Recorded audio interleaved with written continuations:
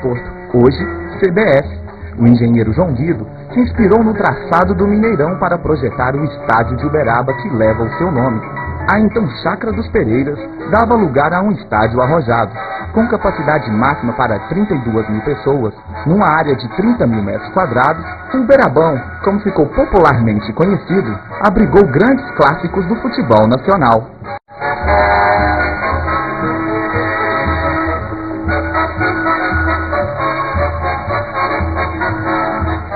Eu cheguei pela manhã e à noite eu estava entrando em campo para jogar contra o Nacional. E naquela oportunidade, o Uberaba fazia sua primeira partida no estádio, que até então quem havia jogado eram as seleções que vieram aqui para inaugurar o estádio. Foi aqui, no Uberabão, em 1981, que o Flamengo de Zico enfrentou o valente time de Uberaba, em uma partida histórica, que terminou em 1-1. A bilheteria somou mais de 26 mil ingressos vendidos. Eu fiquei marcado, eu joguei contra o Flamengo aqui no Uberabão e no Maracanã, eu e o Hilton, que era o ponta direita, o Hilton tomou o terceiro e eu machuquei e a gente ficou fora lá. Mas nunca deixou de ser um jogo que marcou muito e pra gente foi um desastre total, porque a gente sonhava realmente em chegar numa final de brasileiro. O empate suado de uma brilhante partida ainda não havia chegado ao fim. Faltava o jogo de volta na casa do adversário. Animados e convictos da vitória, o time partiu para o retorno na cidade maravilhosa.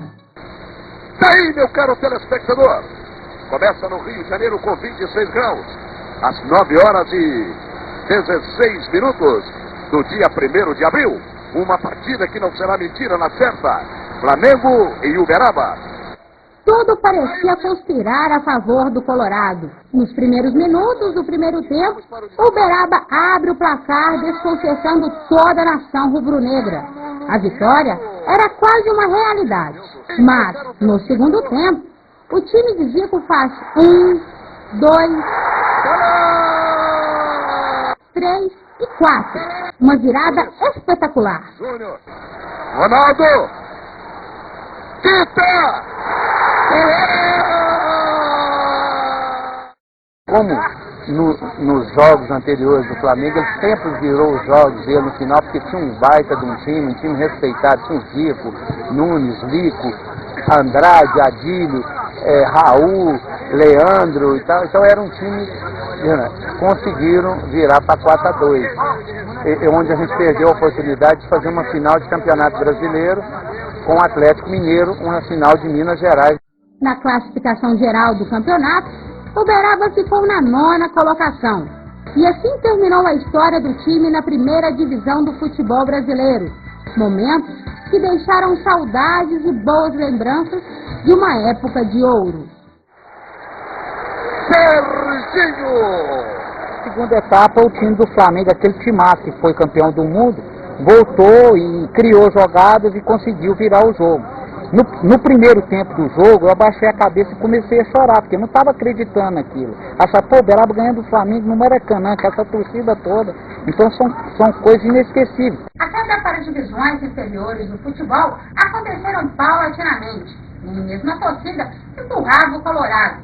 Jogadores demitidos, derrotas e dívidas começaram a fazer parte da história do clube. O Uberaba era mais um de tantos times tradicionais operando no vermelho.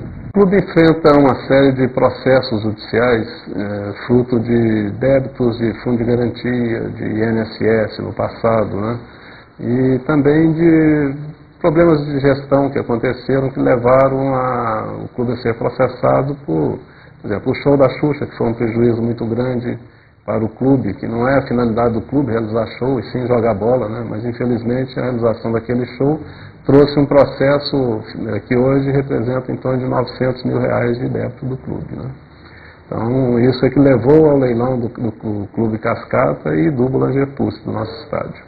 Para superar as dificuldades, toda ajuda é válida. E torcedor que é torcedor não abandona o time na dificuldade.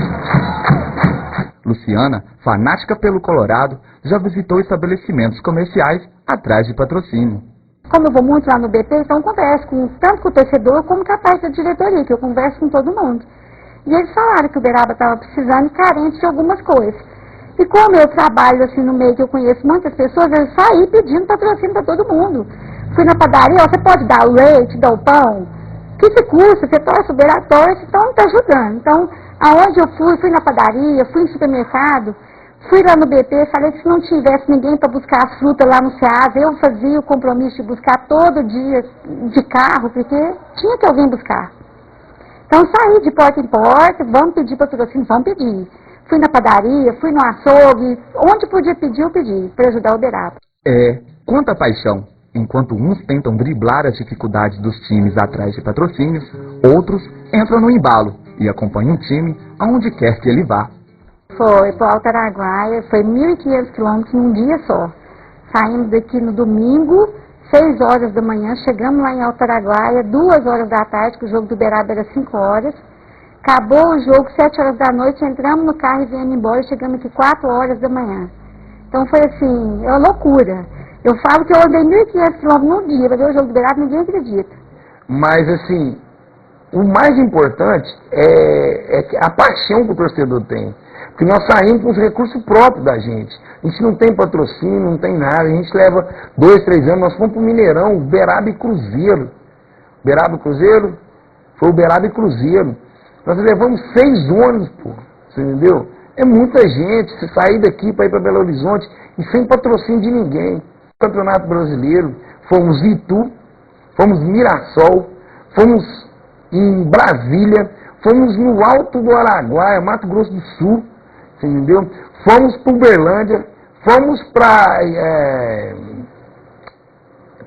Natal. Então foram 6 cidades, você entendeu? Que nós sempre levando e a marca do Furacão estava lá, junto com a do Uberaba. O que move tanta paixão assim por um time?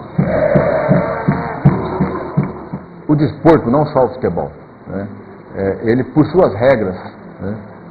Que são principalmente a questão da competição, né? Que existe dentro do desporto, isso seria, lógico, já teria por essa lógica da competição, né?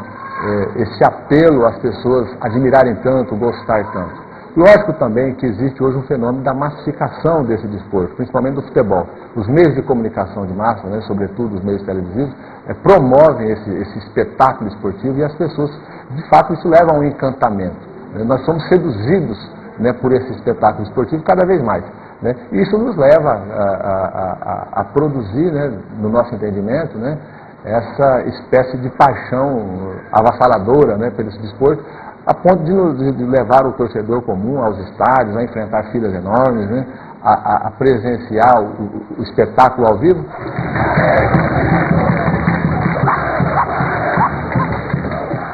A década de 90 foi um período negro. A crise ainda era a principal companheira do time. E em 2003, a chama do Uberaba Esporte reacende com força total. O time, de cara nova, iniciou o campeonato decidido a subir de categoria.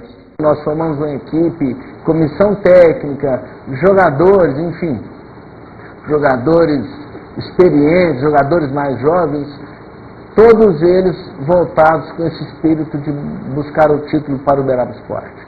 Depois de deixar a casa em ordem, chega a hora das chuteiras entrarem em campo.